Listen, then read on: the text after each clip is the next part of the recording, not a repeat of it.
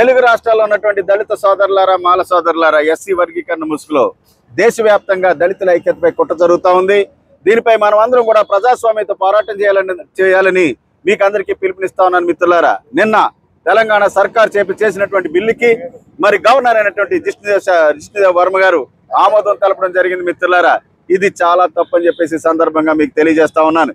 ఎందుకంటే ఏ బేసిస్ మీద ఎస్సీ వర్గీకరణ చేశారు? సుప్రీంకోర్టు క్లియర్ గా జడ్జిమెంట్ ఇచ్చింది. ఎస్సీస్ యొక్క ఎంపిరికల్ డేటాని కలెక్ట్ చేయమంది. మరి కమ్యూనల్ స్టాటిస్టిక్స్ అనేవి 1931లో చివరిసారిగా బ్రిటిష్ ప్రభుత్వం చేపట్టింది.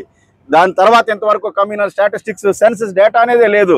ఏ డేటా ఆధారంగా మరి రేవంత్ రెడ్డి సర్కారు బిల్లు అసెంబ్లీలో పాస్ చేసి గవర్నర్ చేత ఆమోదం పొందించారో ఈ సందర్భంగా ప్రజలందరికీ సమాధానం చెప్పాలి మిత్రులారా.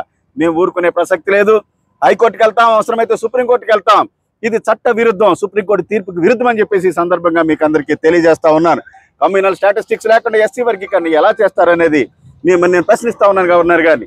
అలాగే ఇది దేశం మొత్తానికి సంబంధించినటువంటి విషయం కాబట్టి దీని యొక్క రేపర్కేషన్స్ దేశం మొత్తం మీద ఉంటాయి కాబట్టి ఇంత నేషనల్ ఇంపార్టెన్స్ ఉన్నటువంటి బిల్లుని మీ యొక్క విచక్షణ పరిధిని అనుసరించి ప్రెసిడెంట్కి పంపకుండా మీరే ఎలా ఆమోదించేస్తారని చెప్పేసి ఈ సందర్భంగా గవర్నర్ గారిని నేను ప్రశ్నిస్తా ఉన్నాను. ఇది చాలా తప్పు.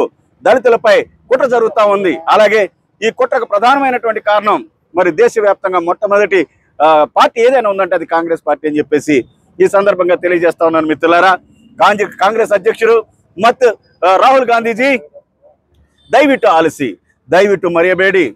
ಎಸ್ಸಿ ಮೀಸಲಾತಿ ವರ್ಗೀಕರಣದ ನೆಪದಲ್ಲಿ ಎಲ್ಲ ರಾಜಕೀಯ ಪಕ್ಷಗಳು ದಲಿತ ಸಮುದಾಯವನ್ನು ವಿಭಜಿಸುತ್ತಿದ್ದಾರೆ. ಖರ್ಗೆ ಸಾಬ್ ದಲಿತ ಸಮುದಾಯವನ್ನು ವಿಭಜಿಸುತ್ತಿದ್ದಾರೆ ಮತ್ತು ಅವರು ದಲಿತ ಜನಾಂಗ ವಿರುದ್ಧ ಪಿತೂರಿ ನಡೆಸಿದ್ದಾರೆ. ಇದು ಒಳ್ಳೆಯ ಕೆಲಸವಲ್ಲ, ಇದು ಒಳ್ಳೆಯ ಕೆಲಸವಲ್ಲ. ರಾಹುಲ್ ಗಾಂಧೀಜಿ, ಇದು ಒಳ್ಳೆಯ ಕೆಲಸವಲ್ಲ, ಇದು ಒಟ್ಟು ನಲ್ಲದಲ್ಲ. ರಾಹುಲ್ ಸಾಬ್ ದಯವಿಟ್ಟು ರೇವಂತ್ ರೆಡ್ಡಿಗೆ ಹೇಳಿ ತೆಲಂಗಾಣದಲ್ಲಿ ಕಾಂಗ್ರೆಸ್ ಸರ್ಕಾರದ ಪತನ ಅನಿವಾರ್ಯ. ಖರ್ಗೆ ಸಾಬ್ ಪತನ ಅನಿವಾರ್ಯ. Doctor Ratnakar, national president for ರಾಕ್ ಸ್ಮಾಲ್ ಮಹನಡ್ and Sarvajan Samaj. Thank you all.